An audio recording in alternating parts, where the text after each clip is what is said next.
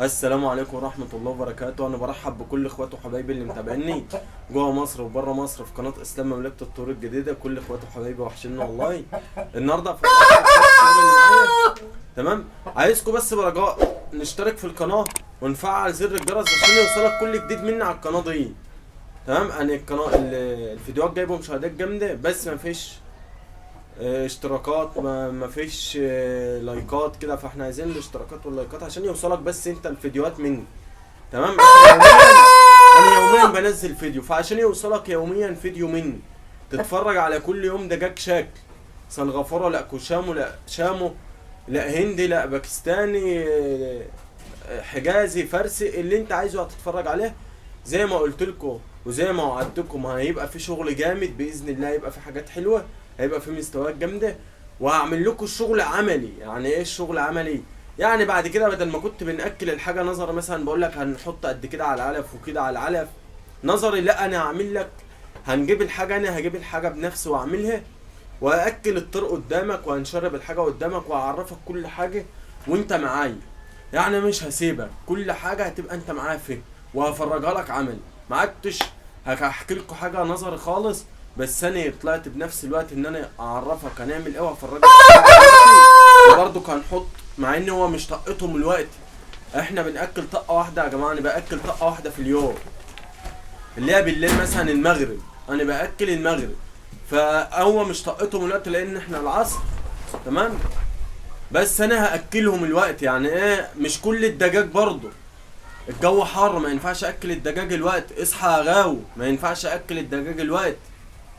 يعني بس هنحط الاكلات فاكل كده، ومش عايزين نملى الاكلات جامد. طبعا مش عايز بقى اكلمك نظري، لا احنا هنتكلم عملي. عايزك تنزل تشترك في القناه وتفعل زر الجرس ويلا نبدا الشغل. السلام عليكم ورحمه الله وبركاته. ورجعت لكم مره تانية بالصلاه على النبي يا جماعه. زي ما انتم شايفين كده دومت ديك نص ديك عظم، تمام، منقار قصير يعني يا جماعه، عشان الناس اللي بتتابعنا مره وتقول لها استنى مش بنبقى فاهمينك في النقطه دي.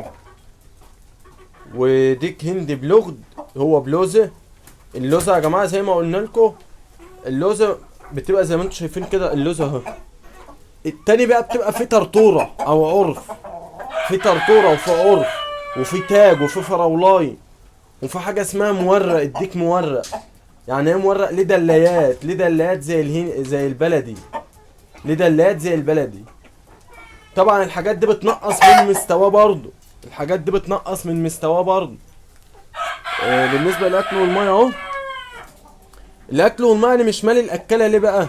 لو مليت الاكله خالص الدجاج هينكش برجله وبمنقاره، هيوقع العلف على الارض يبقى ماكلش، او لو لسه جعان هياكل من اللي على الارض. وطبعا الارض فيها زبل وفيها اللي هو الشخاخ، الحمام بتاعه يعني يا جماعه، الحمام بتاعه طبعا هيبقى على الارض والاكل عليه هيعي، هيسبب نيوكاسل سريع للدجاج كده. فما ينفعش الاكله نص ماليه كده، نص ملوه اهو، والاكله التانيه. ودي الديك اللي هينزل له الاكل دلوقتي، دوت الديك اللي هينزل له الاكل اهو، واحده واحده كده. دوت الديك التاني النص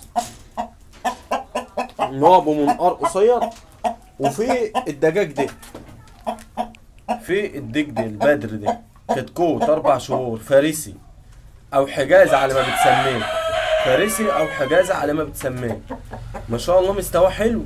اخواته اللي ورا دول طبعا هم مش باينين اهم، اخواته اللي ورا دول كتكوت لسه هيبقى في ارتفاع حلو، هيبقى في علو جامد. حجم سوبر جامبو، اصحى يا غاو، حجم سوبر جامبو.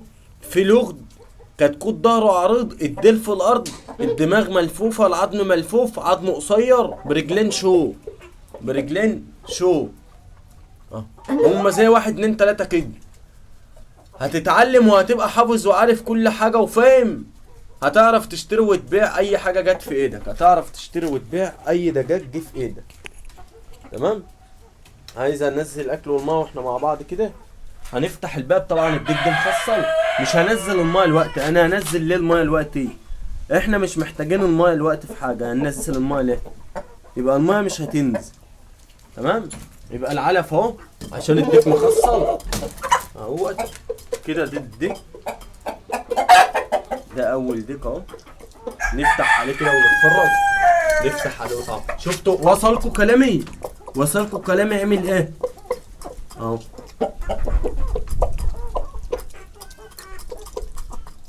بس انا حبيت اوصلكم المعلومه. ممكن بقى بطوبه زي اللي ما جنبه ده اسند الاكاله او المكلف او العلافه على ما بتسميها ب. طبعا الترتيب ده واقفه زي ما انتم شايفين كده كلها عشان الاكل. انا مش باكل الوقت يا جماعه، وما ينفعش اكل الطير الوقت لان الجو حر. ما ينفعش الطير ياكل ولا يشرب الوقت. بس انا عشان افرجكم الحاجه. بعد كده هنزل له بالميه، يعني بعد كده هنزل عليه بالميه بقى. هنزل له بالميه بعد كده. هاجي هنا وبرضك نفس النظام، واخد الاكالي فنص علف كده، نص العلف كده، وهنزل للديك اهو. هيقف ياكل وهيشرب.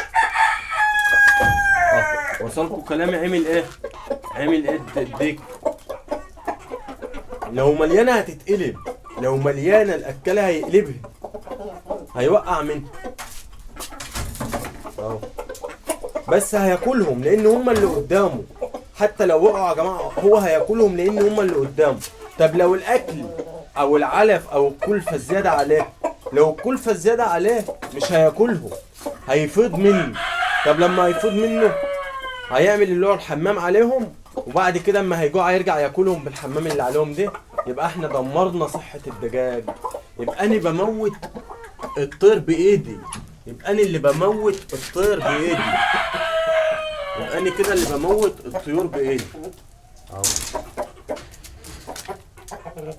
اهو تديك. انا عايزه يخش مكانه، عايزه يخش المكب بتاعه. هاجي عليه كده واحده واحده لان هو مخصل يا جماعه وبيضرب. واحده واحده كده وايه، وعلى الرقرق على الديك كده، على الديك اهو. في بدوهات، في براهمه، في كوشن قزم، كوشن الماني موجود. بس انا معاكم حاجه كده عشان واحده واحده كده نبقى فاهمين الغيه صح. انا عايزكم تفهموا الغيه صح، عشان في ناشئين، في ناس كل يوم، في ناس بتخش الغيه كل يوم، في ناس بتخش الغيه كل ساعه كمان، كل ساعه ناس بتخش الغيه.